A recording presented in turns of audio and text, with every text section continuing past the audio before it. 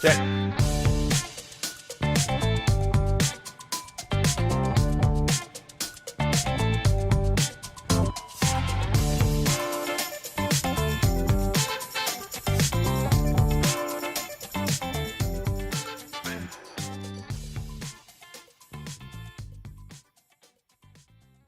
And now for something completely different. Forget everything you've been told by others before. Get ready for the real deal, the full story, real talk about money, markets, life. Now, it's The Real Investment Show with Lance Roberts, presented by RIA Advisors.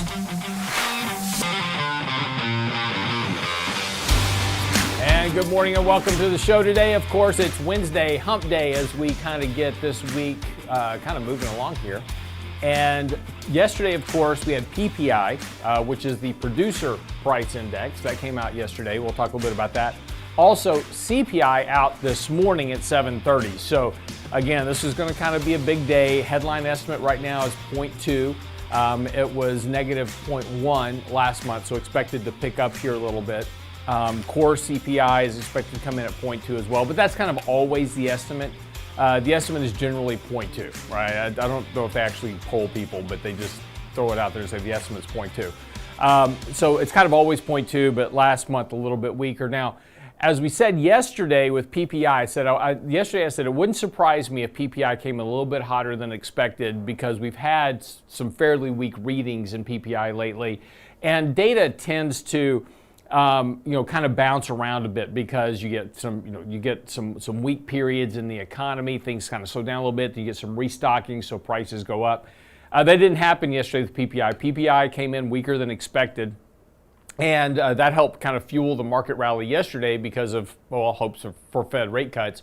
But the important part about PPI, more than anything else, is those are producer price inputs. So that's what companies are dealing with coming in, and versus what they can push out, right? So there's a input price and basically an output price, which is CPI. So that's what they're charging consumers. What we're noticing now with both PPI and CPI is the impact on margins for companies, right? So X the Mag 7, which have a lot of pricing power in the markets, we're starting to see a decent weakening in corporate profit margins coming down for kind of the rest of the S&P 500.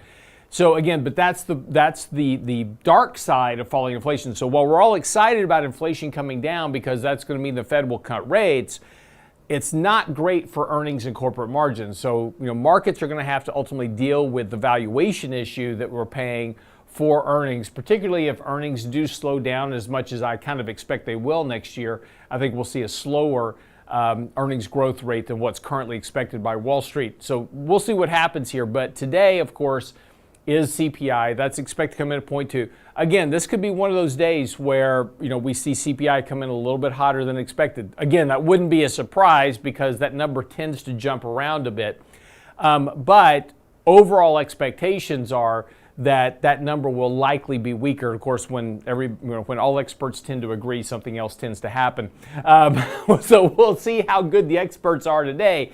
But right now, all the experts are expecting a slightly weaker number this morning, maybe a 0.0 to a 0.1 versus 0.2. So we'll see what happens this morning. But again, a weaker inflation print likely will be good for stocks again because that's going to ensure the Fed's going to cut rates come September, which is right around the corner. Also remember, we have Jackson Hole coming up in the next 2 weeks. So right at the end of the month, we've got the Jackson Hole Summit, and we'll hear a lot from Jerome Powell at that meeting, talking about Fed policy, et cetera, particularly with the Fed meeting almost immediately after the Jackson Hole Summit. So here's what you need to know before the bell this morning. A little bit of an extended edition because we got a few things to go through. As we talked about yesterday, the market had cleared the 100-day moving average, which was good news. And the potential here is a retest at some point for the markets to confirm that the bottom of this rally from the lows is actually in. And we haven't seen that yet. We've had 4 very, very strong days of a rally really kind of coming off that Monday low. So we had the Monday low. On Tuesday, we rallied a bit. following that yen kind of crash, corrected all that back on Wednesday because we ran into the 100-day moving average, failed there. So we kind of turned the 100-day into resistance at that point. Market failed. Then on Thursday, the market cleared the 100-day moving average, and then it's been up and away ever since. So once we got through that initial resistance at the 100-day moving average, there hasn't been a whole lot to stop the markets. Now, the good news yesterday is that the markets cleared the 20-day moving average as well. But that 20-day is now below the 50-day moving average. So the 50-day moving average today is key resistance. This is going to be a big challenge for the S&P here, at least for today. Now, if the markets can clear this 50-day moving average today, say CPI comes in extraordinarily weak and the markets go, yay, the Fed's going to cut rates by 50 basis points, whatever it is, whatever the driver for the market is, that's going to push. If we can push above the 50, we've now cleared this resistance, and that leaves the market kind of open to rise higher from here. But again, we've had 4 days straight of fairly strong rallies. I would not be surprised to see this market pull back here a bit and at least challenge and retest the 100-day moving average over the course of the next few days to next week. That would not be a surprise at all. And honestly, that would be a bit healthy for this rally. If this rally is going to continue, what would be healthy for this rally is just a bit of a pullback here that allows for a bit of breather that then allows, I don't know if I get my chart to work here, that would be great. Challenge this 100-day moving average, then come off that, and then go ahead and rally back towards, resume the bullish rally and start establishing a bit of a trend in the markets higher. We haven't got that yet. Right now, we've just got this rally coming off the lows. We haven't had a retest of any support at this point to start establishing a trend. Right now, that trend remains downward. And we're right at the top of this downtrend right now, challenging the 50-day moving average. Now, again, if we can clear this, right? So if we can clear that if we can clear that trend channel and clear the 50-day, then all of a sudden we can start talking about, well, a correction back and then off of that trend channel. So there's a couple of outcomes from here for the markets. But the one thing to really pull away from this is right now, there's not a tremendous reason to be overly bearish. There was we had this big shock event on Monday that certainly got everybody's attention, really brought the bears out of the woodwork on Monday. But we have very quickly reversed all of that volatility spike. So here was that big volatility spike that we saw last Monday. Again, everybody very nervous about this. Everybody had to do a very fast unwind. Since then, we've pretty much brought volatility index back down. We're below 20 as of yesterday and heading lower. So as this market rallies, we kind of keep heading lower in volatility here, at least short term. Now, importantly, back to the S&P 500, we're about to trigger a MACD buy signal as well. That's going to also provide support for the rally. Now, just because you have a MACD buy doesn't mean the markets can't have a correction short term. But if we're on a decent buy signal from a low level, which we are, markets are not very overbought yet, so there's more room to kind of move higher here, which means that dips will likely be bought here, at least in the short term. And there's a few reasons for that. As we discussed yesterday, buybacks, that window is now open. You've got pensions that need to buy right now, particularly going into September. So you've got a lot of buying power set up for the markets over the course of this month and next month that can keep this market, kind of at least supported, if not moving higher. So again, we're still in that period of time here before the election that we can certainly have some corrective action. And there's a lot going on with that political outcome right now that could weigh on markets as that really starts to heat up here as we get towards the election. We could see another round of kind of de-risking. So again, be a little cautious here, continue to manage risk, but don't be overly bearish. The market's doing just fine here. We've had a very normal, 8% correction. We talked about 5 to 10 back in June and July. We've done that process. Markets got oversold. We're coming back on buy signals. So again, don't be overly bearish, but also don't ignore risk here, at least over the next 2 months as we head into the election. Lots of stuff coming up, but CPI, that's going to be the big one today. That's what you need to know before the bell this morning. We'll come back, pick up with Danny Ratliff. Got a lot of stuff to get into this morning. Don't go away.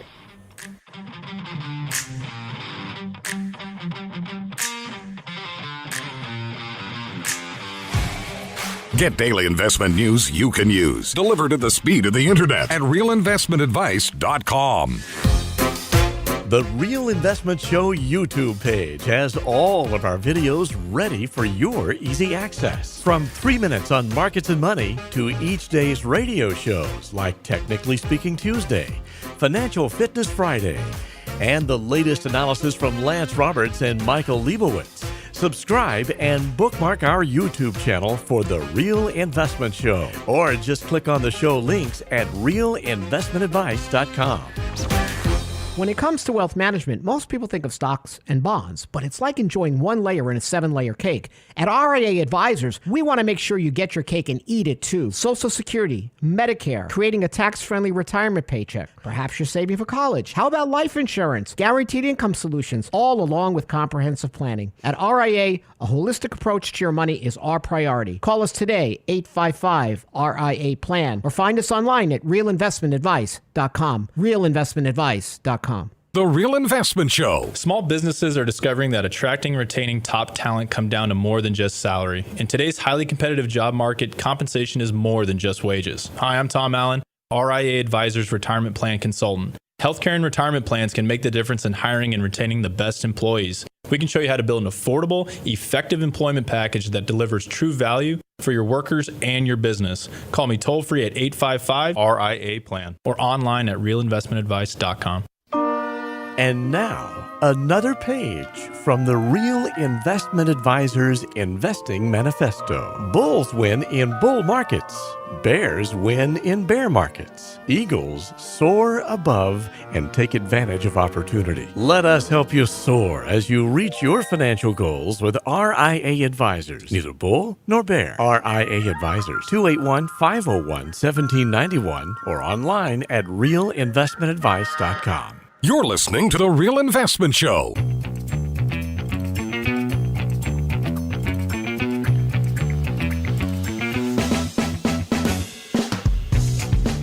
And welcome back to the show this morning. So a couple things. Danny Ratliff joining me as always on Wednesday, and he's here.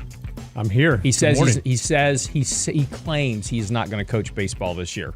I'm going to put money on this that he'll wind up coaching baseball in some form, either assistant coach, baseball, head coach, yes. Football. Oh, this is football we're talking about. Football, yes. You'll still be coaching. Because everybody loves Danny. Everybody wants Danny for the coach. No. They just call him coach. His whole nickname is short for coach. I mean, that's all we call it. We call him coach around here. Like, hey, coach, what's up? So That just shows the lack of talent or conviction, because I'm not sure why I keep getting pegged here. Oh, poor kids. There you go. So real quick, we were just talking before I've got a couple of things to get into real quick. We've got a question in chat that we'll start with this morning. But very quickly, this morning I posted out on Twitter, X, whatever you want to call it, that we're talking about the markets here, and UBS made a really good point this morning about kind of three supports for markets near term. We've had like I said, we've had a very sharp 4-day rally here in the markets. First of all, retail's buying the dip, which is not surprising because every time markets, this is the big change since 2020 that we've seen is that there used to be the FOMO of missing out, right? So fear of missing out, FOMO, and it was always on the upside. Starting in 2020, when we had that correction, of course, we put all the stimulus in the markets and the markets took off. We now have a FOMO of missing out on dips. So there's this, I get email. It's interesting because when markets start to decline, I used to get emails like, oh my gosh, is this the big one? Is this the beginning of the end? It's the bear market here. The emails I get now, I get swamped with emails like, do I buy it today? Is today the day to buy it? So there's almost this FOMO of missing out on dips, which is a very different structure than what we'd seen previously. So retail buy the dip has been, is one of the short-term supports. Corporate buybacks, that's 20 to 45 billion a week in buybacks. So that's not chump change when it comes to markets. And then also, as I mentioned earlier, pensions have to buy about $40 billion a week right now going into the end of September. So there is a lot of support right now for markets just from the buying that has to be done between today and the end of the quarter as we get into the end of the second quarter, get ready going to Q3. So that's at the end of quarter three. As we get ready for quarter four coming up. Years flying by me already. So, but anyway, that's one of the reasons why this market kind of seems, very resilient to sell-offs, and volatility index, as I showed you, has dropped sharply. So just very quickly, that moment of fear that occurred over the Japan meltdown has been completely reversed. In fact, markets have, even though just to kind of show you this, the Japanese yen has been rising over the last few days. The dollar's been declining, yen up, but that hasn't phased the market at all because we've unwound most of that kind of short-term leverage that was in the markets with that sell-off last Monday. So, morning, Danny. How are you? Hey, great. Good. Mark has a question in our chat. He says, I have a question for Danny if he's taking them today. Danny says no. Not at all. Yeah. No, he says his mother might need a financial advisor. She is trying to gain access to teacher retirement. I don't know all the details, but they are making her jump through hoops and nickel and dime her with taxes and fees. Teachers' retirement's always kind of an interesting thing because if you work for the teacher system, there's all kinds of, you got Social Security issues, all kinds of other stuff. So I'm not sure exactly. Maybe Mark, you can give a little bit more detail in the chat if there's this kind of a specific area. But just on the rub, what's some of the kind of the hoops that come along with teachers' retirement? Well, it depends on the state. Each state's a little bit different, but in general, most of these funds are likely pre-tax dollars. And so anytime, you mentioned taxes, that we make any distributions from that and you're not rolling it over to an IRA, let's just say that you need access to the funds, you're going to use them. You historically will have taxes. And so Uncle Sam's favorite thing. Mm-hmm. Now, the fees are going to be state by state. Each state may have different fees associated with it. Historically, they're going to be fairly minimal in my experience. Depending on where you are, though, that could obviously change. The fee aspect of it is usually typically a one-time type of distribution fee. An admin fee is what they likely call that. And so if you want to ping and give us some little bit more additional information, I can certainly address that. Or you want to take it offline, we can kind of give you some help from there. But this is a struggle because you put these funds aside over the years. And then when you do need access to them, they are typically all going to be taxable. Now, if she doesn't need all those funds, what would likely be the better, path would likely be to roll those funds over to an IRA, which is going to be something we're going to talk about, what to do with 401k, retirement plans, right. How people should be looking at them and some of the pros and cons of those rollovers. But out of those types of plans, let's just say I'm going to make up numbers here. Let's say it's $100,000 and she needs to put a new roof on for $10,000. Well, you may be better off rolling those funds into an IRA, then making that distribution, and of just that $10,000, not the rest of it. So that way she can pay taxes on it little by little. And then we have to be mindful of all those additional things we talk about. What are the potential ramifications is Social Security going to be taxed? Do you have the government pension offset that we need to be considering because of the type of plan it is? Generally speaking, what that would mean for somebody, if you have a teacher's retirement, you're getting a pension from them. And this may be something on the side where you're not taking a lump sum, or there's additional lump sum you can take. Then we need to be worried about what is the overall impact. Is Social Security going to be withheld, or you're not going to get as much? Are you going to be subject to the earnings test if you're under full retirement age? And do we need to be concerned about Medicare, right? Mm-hmm. If you're on Medicare, do you have those potential premium surcharges, of what we call IRMA? And so a lot of small things to consider, but I think at the main root of the problem you have could potentially be if you're just trying to take the funds, all those dollars are typically taxable. Right. And that's an issue, and really no way around it other than if you don't need it all, do it little by little, look at your tax brackets, try to keep your mother underneath the next tax bracket. I'm not opposed to utilizing a tax bracket up to the next one, but we just need to be mindful of, how can we do so without paying additional taxes? And if you need it all, especially if you get towards the end of the year, maybe you look at doing some here in 2024 and some in 2025, that distribution. Right. And again, but Mark, to really, as you can tell already, there's so many questions that you have to know the answers to make the right decision. And so, does she need a financial advisor? Absolutely. And you want to make sure and get her with somebody that really understands all the impacts of what happens to Social Security, Medicare, Medicaid, all these other things, and all the potential taxes that come out. And this is why so many people make bad decisions about taking Social Security early. They wind up leaving a lot of money on the table. They create other problems for themselves because they still have income coming in. They wind up having to pay taxes on what they're taking out of Social Security. And so this is why we spend so much time. We've got, a retirement blueprint coming out. There'll be our next, kind of series of seminars going next year. We've done a lot of this in the past. We've had Social Security videos, Medicare, Medicaid videos, conversations with Rich and Danny on those issues. But there's so many things that go behind this. It's why you really got to get somebody that really understands the ins and outs of how Social Security, Medicare, Medicaid, teachers' retirement, all this stuff works, because it can have big impacts on you financially down the road if you make the wrong decision. And that's really easy to do because these things are very convoluted and very complicated, and it's very easy to make a wrong decision if you don't have all the facts and you don't know everything. Yeah, it is. So Mark, you're here in Houston, your mother is. I think that would be something that would be probably advantageous so that she could meet the team. We do workshops periodically. We haven't done an in-person one, like a larger one like this, in some time. We'll do it in the Woodlands at the Hyatt Centric. So that'll be September 14th. You can go to realinvestmentadvice.com and sign up. Brent, is that sign up already up? Not quite yet, but it will be shortly. So just keep posted on that. And that'll be something so super informative, more like a classroom style. We just, open for questions.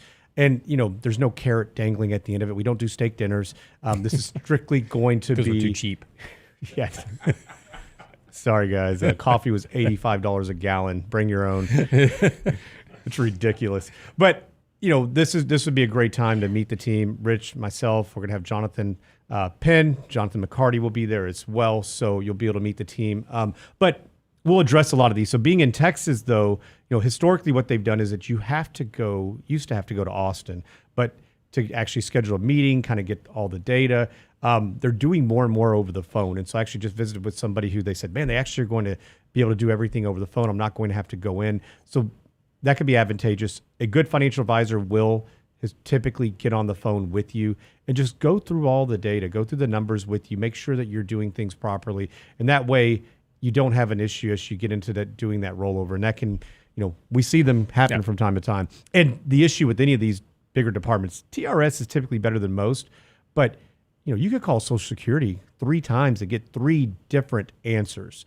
And so, having somebody that can be your advocate, I think is extremely beneficial. Yeah. And look, and Mark, if you have other questions or want to talk to Danny, just go to the website, realinvestmentadvice.com, click the Ask a Question button, send me an email. That comes right to my desk. I answer every email every day. So just send me an email, say, hey, this is Mark, talked to you this morning. I'll hook you up with Danny, and then y'all can take this offline and go from there. Because we can spend a whole show on this. No, we really could. So Jeffrey brought up a good point. So there are some entities, like if you're at MD Anderson or like, say, UTMB, something that pays into Social Security and TRS, you got a nice benefit there. Not a lot of entities pay into both. And so, having an understanding what that is, what type, where you worked, were you in education, and, like if you're at a public school, maybe it's a little bit different and you only had TRS versus having the ability to have both. You don't see that too often, but when you do, that's certainly a nice feather in your cap. It's like firefighters and policemen. They have drop programs, 457s. They're well paid. They have big benefits. Yeah, but that's a whole other conversation. Exactly. Yeah, exactly. We'll come back in a minute. We will talk about what to do with your 401k. That's where this was all headed. Don't go away.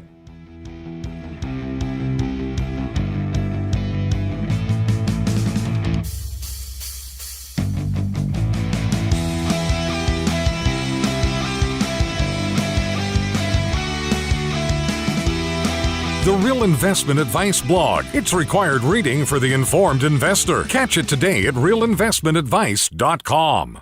Oh, Red, I declare, I plumb missed that candy coffee. Whatever am I gonna do? Don't you worry, little darling. We'll watch it again on our YouTube channel. Why, Red, I I never. The Real Investment Show YouTube channel has all of our past presentations, from Candid Coffee and Lunch and Learn to special topic discussions, and all of our live show recordings preserved for you. Subscribe now to the Real Investment Show YouTube channel, or look for the link on our website at realinvestmentadvice.com. Hi, Lance Roberts here. If you're like most people, your 401k plan represents the bulk of your retirement assets, and unfortunately for many, managing your 401k plan can be difficult. There's so many choices, so many things to consider. With just a quick email, a couple of questions, you can put RIA advisors to work for you managing your 401k plan. Just simply click Ask a Question at realinvestmentadvice.com or give us a call at 855-RIA-PLAN. That's realinvestmentadvice.com. The Real Investment Show.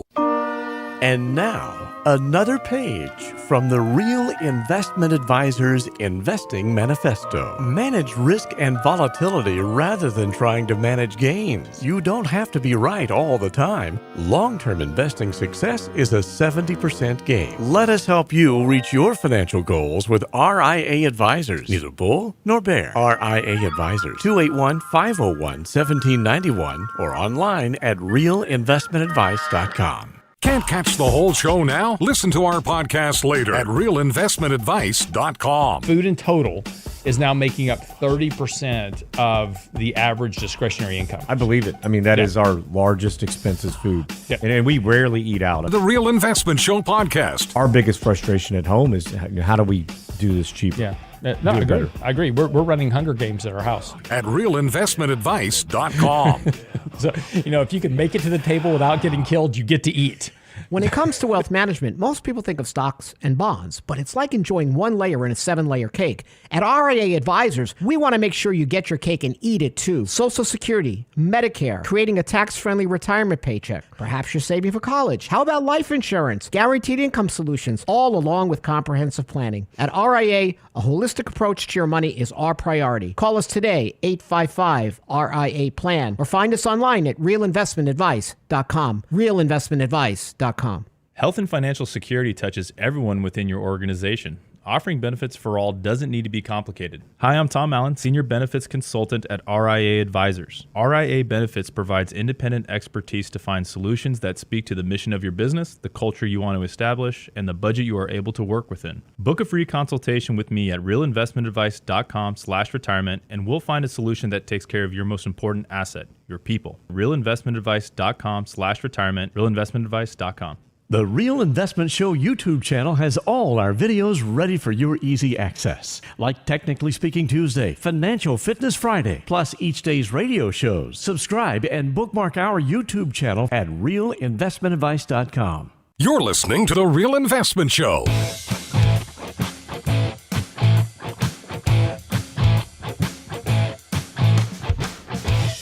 And welcome back to the show this morning. So just talking a little bit about retirement and teachers' retirement. And there's so many different types of retirement plans. If you're a small business owner, right? SEP IRAs, individual 401ks, there's all these types of different ways to save money on a pre-tax basis, for retirement. And so, there's a lot of rules though around this. And we talk about this quite often on the show, which is, for instance, if, it's one of the challenges that small businesses run into regularly is where the owners of the business are fairly highly compensated and the workers of the business say they're manufacturing something, right? And so there's a big wage gap between the workers and the executives. And so when you have when you start doing kind of means testing for, small company plans, all of a sudden higher paid executives can't contribute fully to their 401k plans. So there's all these issues that you have to really kind of work through. And that's why we have a whole division of our company with Tom Allen set up for, small business retirement planning and those type of things, because there's so many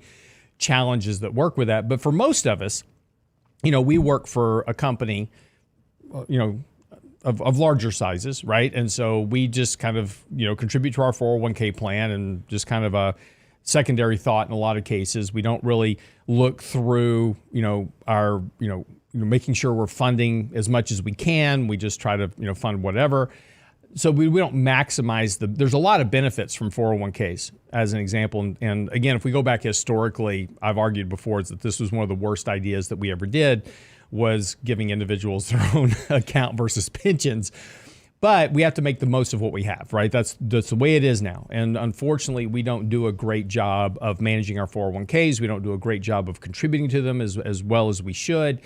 And then we do something else, which is we leave a company and then we leave it there in a lot of cases, and we go start a new 401k somewhere else, and then we forget about that 401k, and so people wind up with 3-4 401ks floating out there in kind of the ether sphere that we just don't even know that we just I don't know. That word did not come out right. That word did not come out right at all. We need another camera on Brent's face. Exactly. When you say yeah, no. When I stumble, his face is hysterical. Like, what? Anyway, so we have all these 401ks out there that just kind of get forgotten about, and then we try to go find these again at some point when we actually start trying to get our retirement together, and that's a whole nother thing. So, rolling over 401ks is something that you should do, and consolidate 401ks. And again, I don't recommend, if you're still working, and I've talked about this before. I get a lot of emails and it's like, oh, I just left my company. I've got this 401k. I'm starting a new job.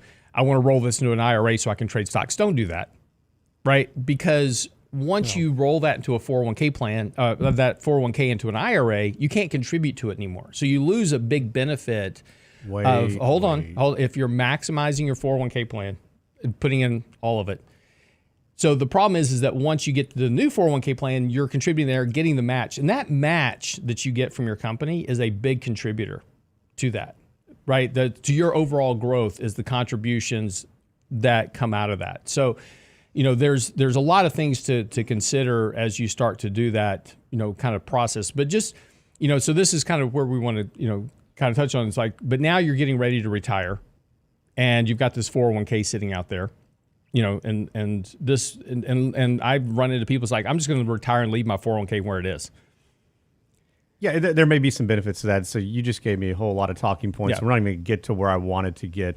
But so a couple of things I think that were really important is that you mentioned. So number one, if you are a small business owner, if you are somebody that's looking to maximize your own retirement and also provide a benefit for employees, I think it's really crucial and important. And what Lance was alluding to it earlier about, if you're a key executive or employee, if you make X amount, you may not be able to put in fully. So there's other ways that you can structure things and additional types of plans you can put on top.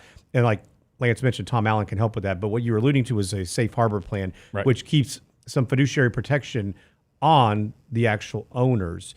And so you'd have a plan administrator, you would have things that are in check, you have checks and balances to make sure that things are done properly, and some additional auditing and accounting. And that's something that, Tom helps with. Now, there's a lot of money left on the table because we see a lot of plans that have just been there for a long, long time and never made any changes. And so especially as the company grows, that's historically when we want to look at, changing from one plan to another.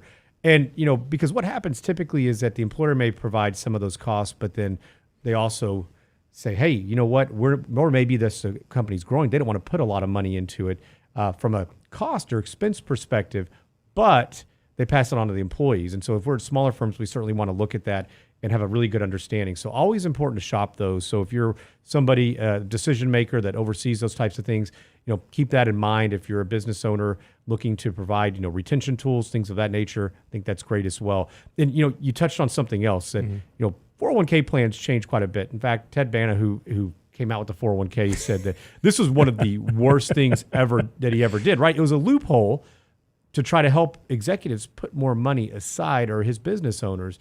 And essentially what happened is the death of the pension plan. Right. And so they put the onus on us to contribute. So that's why they call it a defined contribution plan, not a defined benefit plan, because it passes the responsibility from the company to the employee. Yeah, who would ever thought companies would go, wait, I don't have to fund my employees for retirement? Well, that's a great idea. And the caveat with that is that for the employer is that they have a bad year in investing with the investments. They have to, contribute X amount depending on the age. I mean, there's so many variables that go into it that these guys had to be considering. And, 1 year you may think things are great, and then all of a sudden you're very well underfunded.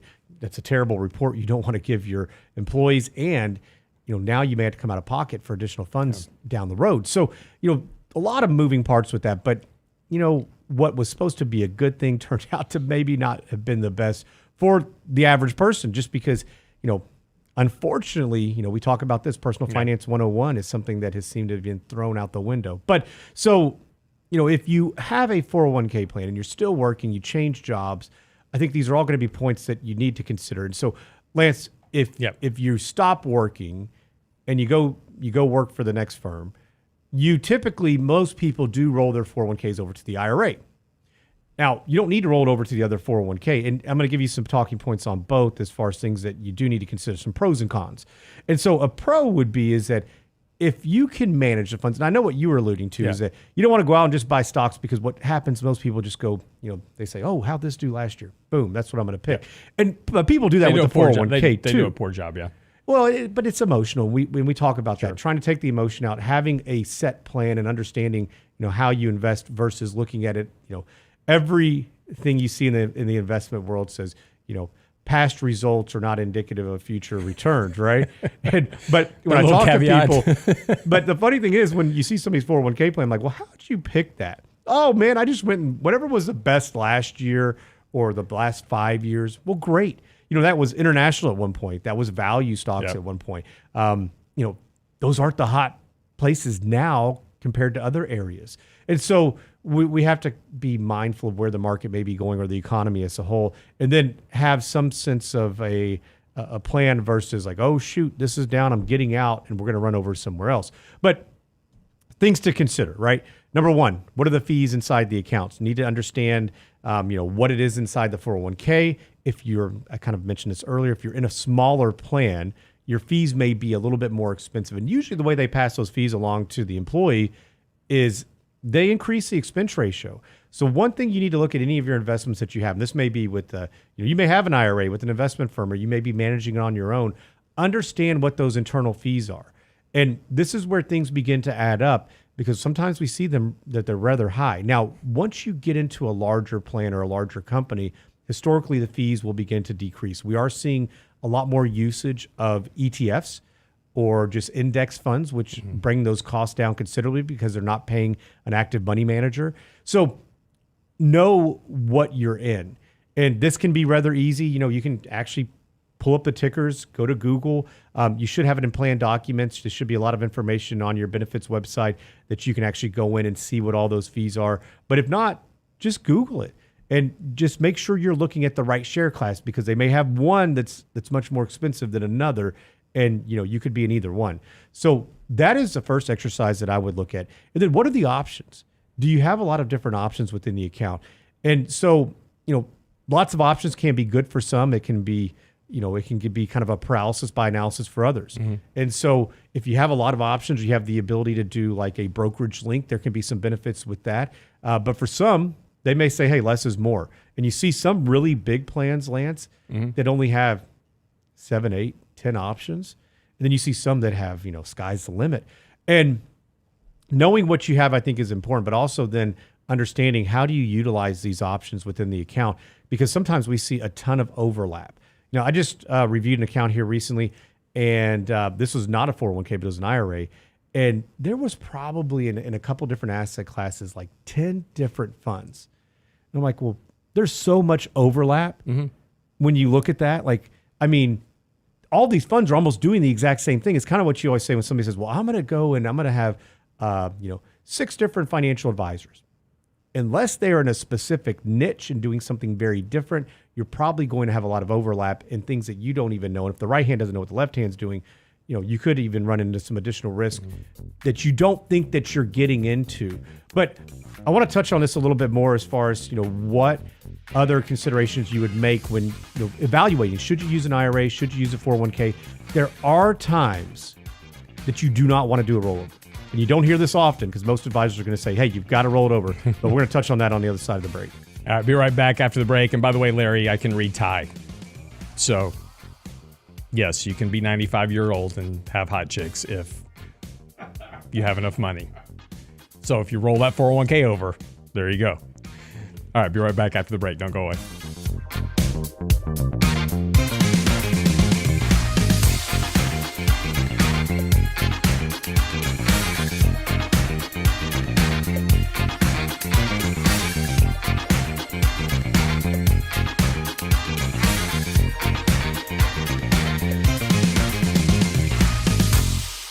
Get daily investment news you can use, delivered at the speed of the internet at realinvestmentadvice.com. In 1999, a parafiduciary group of financial advisors were busted by corporate giants for trying to operate in their clients' best interest.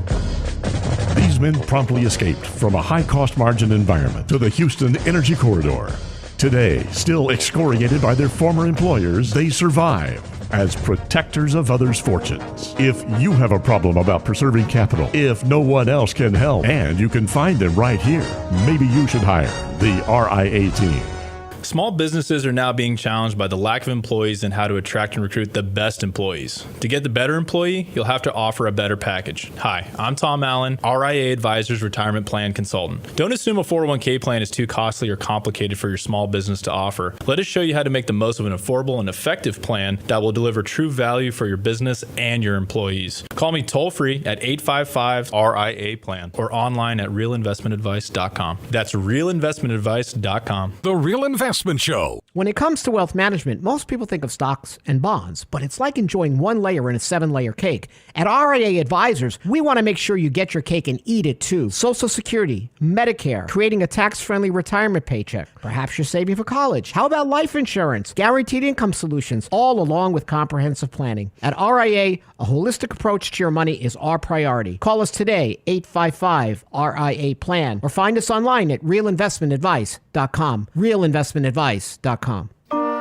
And now, another page from the Real Investment Advisors Investing Manifesto. A passive investment portfolio requires active risk management. It's not a choice, it's necessity.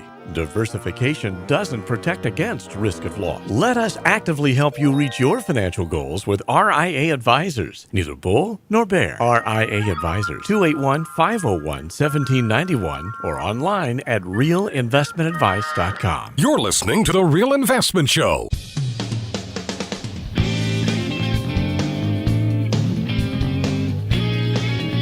Yeah, so Danny, to the point you were making about 401k plans is that, rolling them into to an IRA, you do get a lot more choices.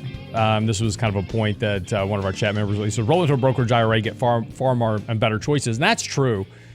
The problem is that most people don't know how to properly select those choices. And they don't know how to properly manage their investments. And this is why if you take a look at 401k plan balances and even IRA balances, a large chunk, about 80% of Americans have less than 1 year saved up in retirement accounts, IRAs and 401ks, right? They don't contribute to them. They don't manage them properly. They don't manage the risk accordingly. They don't select the right funds. They chase what was hot. They continually jump in because, what was hot last year is not going to be hot next year. What was hot this year won't be hot next year. That's just the way markets work. And so just, the one of the big problems, and this kind of goes back to the pension problem, the worst thing we ever did with 401ks and IRAs is get rid of the pensions. Pensions have problems too, but corporations have to fund those for their employees. And the onus of managing the money isn't on the individual, which is trying to work and raise a family and everything else. They're supposed to have these pension funds are supposed to have an investment committee that's their whole job is just to manage the pension fund. And this is why pension funds have 7% annualized rates of return, because they need that high expected rate of return, even though they never get it, right? They have this high expected rate of return because if they cut that rate of return expectation from 7 to 6, the employees would have to contribute 10% more every year into the pension plan to make up for that reduction of growth. So if you go from 7 to 6 to 5 to 4, all of a sudden, everything you're making is going to fund your contribution portion to the pension plan. So, pensions have huge problems. They haven't met their performance analysis or their performance requirements in 2 decades, and a lot of these are severely underfunded, particularly municipal and city funds. Well, pension I mean, funds. we could spend a whole show on that, but the problem with those historically is that they get a lot of investment money managers coming in and they say, okay, what type of return can you What give was me? hot last I can year? get you 7%. Oh, the next guy, I can get you 8%. Oh, the other guy, get you 10. So all of a sudden, they're like, we're going to pick this guy. He's going to get me 10%. Right. But they don't understand the risk that they're taking to get there. And then when it falls apart, I mean, you look at like Dallas with real estate. We look at here. I mean, we've got other issues that these guys have done over time. And so instead of looking at like the prudent way to manage it, they're looking for the hottest and the best, which, it's their job to find the best thing out there. But they, Well, this was also when we did pension reform back in the, I think it was 90s. Yeah. That was the issue. Before that, pensions could only invest in one thing. That was U.S. Treasuries. Yeah. Right. And so they just said, here's my rate of return on Treasuries. This is our actuarial table of what, we're getting 5% interest on our Treasury or whatever it was. That's my return. This is my actuarial table of what I got to pay out. And it was easy, right? There was no risk of this, but there was a common sense approach. Exactly. And then corporations and banks and everybody else lobbied Congress to make a change that says, oh yeah, you can now invest in equities. And then everything went right out the room at that point, because now they could just take on a tremendous amount of risk. And ever since then, they've done a terrible job. Yeah, it bites you in the rear. And so that's something that needs to be looked at. So if you do have a pension, look at each year, they're going to send you an annual summary. And so they'll tell you how well funded they are, but it'll also tell you what type of interest rates they're using to meet that requirement. And so you see sometimes over the years, they'll change and manipulate that, but they usually will put 2, and they'll kind of put you what they're expecting and what they actually have. And then, expecting, hey, it looks great. What they're actually getting is a much different story. So talking about 401ks to IRAs, things you need to be considering, pros, cons. And, we were just talking about the overall fees. Curtis in the chat on YouTube at The Real Investment Show just mentioned that current employer has a 401k with a 2.1% annual service charge and lowest S&P fund with a 0.62% cost. Company does a 3% match. Being at full retirement age, he passes. That's a tough one. And I will tell you, that is probably one of the higher fees that I've seen or heard. I mean, that is really high. There's been a lot of rules and regulations on, keeping costs down. They're trying to make, it a more level playing field. So I can't blame you when you look at the cost on something like that. It may just not make sense. But that's why everybody needs to do their homework and really, truly understand what you're doing, how you're putting funds aside. And so, another thing is when you're looking at those 401ks, do you have the ability to convert to Roths? Do you have the ability to put funds into a Roth? Now, there's new legislation out that, if you're over, 50, any catch-up contributions, now they're going to be put into the Roth bucket. So after tax, they're going to be taxed now, as we've talked about. Richard and I've talked about this in ad nauseum, that, we're going to see changes. A lot of people have suspected that Roth's going to go away. I don't think Roth's going anywhere. I think Roth is here to stay, and they're putting more and more legislation to kind of solidify that in the sense that they need money now. But, another thing is that if we're looking at retiring early, you may not want to move those funds over from that 401k to the IRA. In fact, I have a client in his 50s. His plan allows him to make distributions from his 401k without the 10% penalty. So you need to look inside the plan, and most of the time it's if you're 55 or older, you can, so before 59 and a half. So if you're under 59 and a half and historically taking funds out of a retirement plan, you're going to pay taxes, but you're also going to have a 10% penalty on top of it. Now, from that 401k in this example, he can distribute those funds and only pay taxes, not have a 10% penalty. However, if he had moved those funds to the IRA, now he's going to pay the 10% penalty and going to pay taxes. So these are small things you need to be considering depending on your age, the circumstances that you have. If you want to start utilizing those funds, that it may be better to keep funds there. So we just need to be making a lot of different considerations around this. Also, ERISA protections, depending on the state that you're in. Now, a lot of states will have very similar protections on IRAs as they do 401ks to basically protect those funds from creditors. And if you think there's nobody thinks this, but if you think there's a bankruptcy on the horizon or there's a creditor issue, keeping funds in 401ks, depending on the state you're in, may be beneficial as well. Like I said, many IRAs, and depending on the state, have that same consideration. But this is something that you need to do a little homework on as well to determine, hey, where's the best place for me to store or house these funds? Now, at the end of the day, I think, a 401k versus an IRA is going to give you a lot more flexibility. You're going to be able to find cheaper, lower cost investments. You're going to be able to, if you don't want to manage it, maybe you can hire somebody to manage it. I mean, that's what we do. So there are lots of different things to be considering depending on how hands-on or how hands-off you want to be. Also, what else comes with it? If you're going to have somebody manage that 401k for you, are they only money managers, or, because now you have a fee, right? We don't work for free, I hate to tell you. But you have that fee, but is it just for money management, or do you get the money management and do you get financial planning? What other types of services do you get by utilizing something like that and moving it to an IRA where somebody helps you manage? And so all these things add up, just like, Curtis mentioned earlier, those fees are really high on the 401k side. You could probably roll those funds over and save a heck of a lot of money if there's the ability to do so. So for somebody like yourself who may be stuck and you have funds in that plan already, if that's the case, you may be able to look at an in-service rollover. And so where you're actually still working, still contributing to the plan, but they allow you to take funds out. And it may not be all of it. There may be only be a portion of it. Some plans allow you to take everything out, still make contributions, still get the match.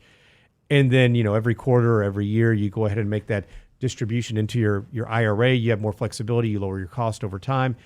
That may be one way to look at that. And so that way you can eliminate paying those higher fees over a longer period of time. You're still getting some type of match, and you move the funds out to something that's much, much cheaper, and you get more flexibility associated with that. But, a lot of moving parts when we start making these considerations. Don't hesitate to reach out to somebody, ask questions. And that's why we do these types of workshops. That's why we do the show. Lots of good information. We hear a lot of things that I think that are important to you guys. That's why I love the chat, right? I mean, you get so much information, and I think it provides some good talking points, because if you have a question, a lot of other people have questions as well. Yeah. And you can always get by our website as well, realinvestmentadvice.com. And that's why, John, on Tuesday, we spend a lot of time going through client questions, prospect questions as well, because like Danny said, generally they're the same questions you have. But if you've ever got a question, just go to realinvestmentadvice.com. Right on the homepage is a little form right at the top.